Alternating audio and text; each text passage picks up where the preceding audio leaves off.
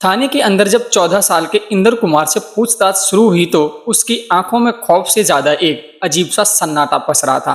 Police की भी रूह कांप गई जब उसने अपनी मां चंदो देवी और पड़ोस की दुलारो देवी के साथ हुई उस दरिंदगी को एक एक कर बयां किया।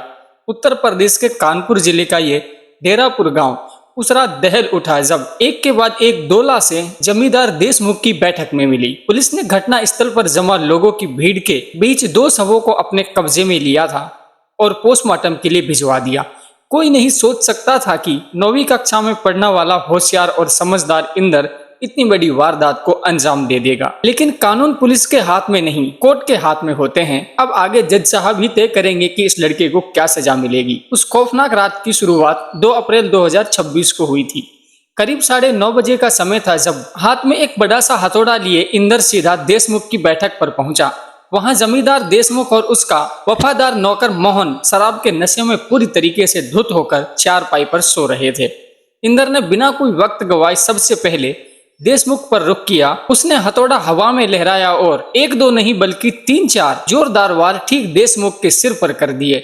सिर पूरी तरीके से फट गया और देशमुख ने मौके पर ही दम तोड़ दिया। हथौड़े की आवाज सुनकर जब तक मोहन ने होश संभाला वो नशे में इस कदर लड़खड़ा रहा था कि वहां से भाग भी नहीं सकता था। इंदर ने तुरंत उसे भी पकड़ लिया और उसके सिर पर भी भारी हथौड़े से वार कर दिया। मोहन भी वहीं फर्श पर हमेशा हमेशा के लिए ढेर हो गया। किसी शख्स ने तुरंत खून खराबे की सूचना पुलिस को फोन पर दे दी, जिसके आधे घंटे बाद पुलिस मौके पर पहुंच गई थी और उससे ठीक 15 से 20 मिनट बाद तुरंत इंदर को गिरफ्तार कर लिया गया। लेकिन इस भयानक खौफनाक अंजाम की स्क्रिप्ट तो कुछ घंटे पहले यानी कि शाम को लिखी जा चुकी थी। शाम के करीब 7:30 बजे चंदो देवी और दुलारो देवी बदहवास हालत में गांव की तरफ दौड़ रही थी। चंदो देवी रोते हुए बार बार कह रही थी कि वो इस बार चुप नहीं बैठेगी और सीधे पुलिस थाने जाएगी। दुलारो ने उसे रोका और समझाने की बहुत कोशिश की, लेकिन चंदो नहीं मानी और वो अकेले ही पुलिस स्टेशन की तरफ बढ़ गई। हार मानकर दुलारो सीधी चंदो के घर पहुंची जहां इंदर अकेला बैठा अपनी मां की राह देख रहा था। इंदर ने जैसे ही दुलारो की हालत देखी उसने घबरा कर पूछा, मेरी माँ कहाँ है? दुलारो खुद को रोक नहीं पाई और रोते हुए उसने वो सब कुछ बता दिया जो उनके साथ में हुआ था। ये सुनते ही इंदर की आंखों में जैसे खून उतर आया हो। तुरंत अपने घर से भागा और बीच रास्ते में ही अपनी माँ को रोककर जबरदस्ती घर ले आया। घर की 4 दीवारी के भीतर जब माँ ने रोते हुए सारी आपत्ति सुनाई तो इंदर ने बेहद शांत लहजे में कहा, इस बात का बदला लिया जाएगा। चंद्रो डर से कांप उठी। उसने रोते हुए कहा, बेटा हम अपनी जमीन जायदाद बेचकर यहाँ से दूर चले जाएंगे। इंदर ने उस वक्त चुपचाप सिर हिला दिया, जिससे चंदो को लगा कि शायद सब कुछ ठीक हो जाएगा। लेकिन रात के करीब 9 बजते ही इंदर ने अपनी माँ को जबरदस्ती एक कमरे में धकेला और बाहर से दरवाजा बंद करके उस पर भारी ताला लगा दिया। इसके बाद ही उसने घर में हथियार ढूंढना शुरू किया था और उसे एक हथौड़ा मिल जाता है और वो उसे लेकर बाहर निकल जाता है। शाम को करीब 4 बजे जब सूरज ढल रहा था तब चंद्रो ने अपने बेटे इंदर से कहा था, बेटा हमारी आधा एकड़ में गेहूं की फसल पक गई है, चलो देख आते हैं। इंदर ने बड़े लाड से कहा था, माँ छुट्टियां चल रही हैं, हम दोनों मिलकर इसे काट लेंगे। इसके बाद इंदर अपने दोस्तों के साथ खेलने चला जाता है। कुछ ही देर बाद दुलारो चंद्रो के घर आई और दोनों फसल देखने के लिए खेत की तरफ निकल पड़ी। लेकिन वो दोनों इस बात से बिल्कुल अनजान थी कि देशमुख के नौकर मोहन की नजर उन पर पड़ चुकी थी। मोहन ने तुरंत अपने मालिक को फोन घुमाया और जानकारी दी। शराब के नशे में डूबे देशमुख ने तुरंत कहा, आज हम इन दोनों का शिकार एक साथ कर लेते हैं। देशमुख ने अपनी लाइसेंस रिवॉल्वर निकाली और मोहन को साथ लेकर गाड़ी से निकल पड़ा। खेत के रास्ते पर अचानक उनकी गाड़ी इन दोनों महिलाओं के सामने आकर रुकी।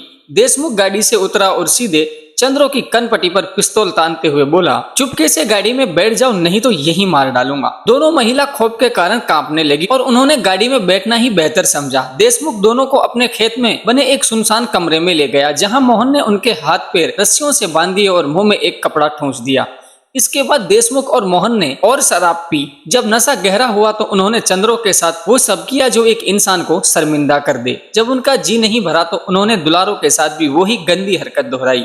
बार बार अपनी हवस मिटाने के बाद उन्होंने धमकी दी कि अगर किसी को भी बताया तो पूरे परिवार का सफाया कर देंगे।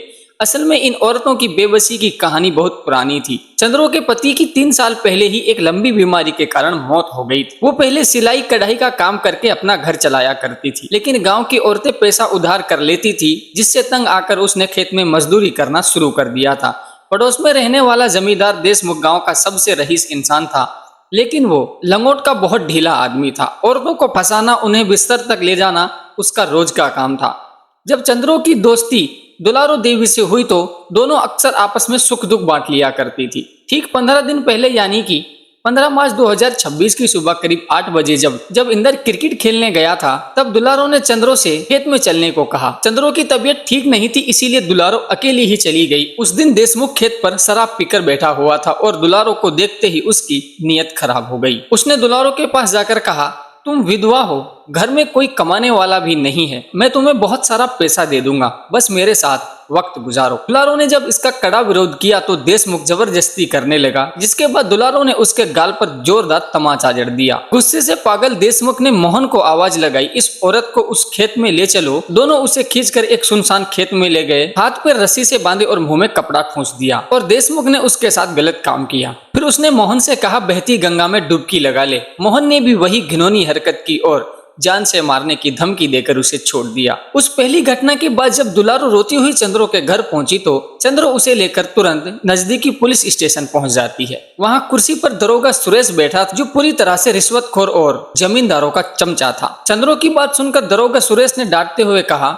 देशमुख भगवान जैसा आदमी है, गरीबों की मदद करता है, तुम दोनों बस पैसा ऐंठना चाहती हो। दोनों महिलाओं के ये बात सुनकर होश उड़ जाते हैं। महिलाएं बोली, जब तक देशमुख नहीं आएगा वो नहीं जाएंगी। थक हार कर दरोगा ने देशमुख को फोन करके बुला लिया। थाने में आते ही देशमुख चंद्रो को देखकर समझ गया और उसने दरोगा के सामने ही चंद्रो को धमकाते हुए कहा कि एक दिन तेरे साथ भी यही करूंगा। इसके बाद देशमुख ने दरोगा को पैसे थमा दिए और मामला वहीं के वहीं रफा दफा कर दिया। दोनों महिलाएं उस वक्त खाली हाथ और मायूसी लेकर वहां से लौट आई थी, लेकिन कानून के उस मजाक ने 14 साल के इंदर के भीतर एक ऐसे गुस्से को जन्म दे दिया, जिसने आखिरकार डेरापुर गांव के इस मामले को एक खौफनाक अंजाम तक पहुंचा दिया। दोस्तों, इस कहानी को सुनाने का मकसद किसी को पर्सनली टारगेट करना नहीं था और ना ही हम किसी अपराध का समर्थन करते हैं।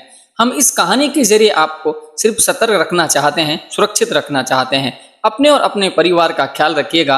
अब आपसे मुलाकात होगी कल किसी और नई सच्ची घटना के साथ में। तब तक के लिए आप अपना ख्याल रखिए और हमें दीजिए इजाजत। धन्यवाद।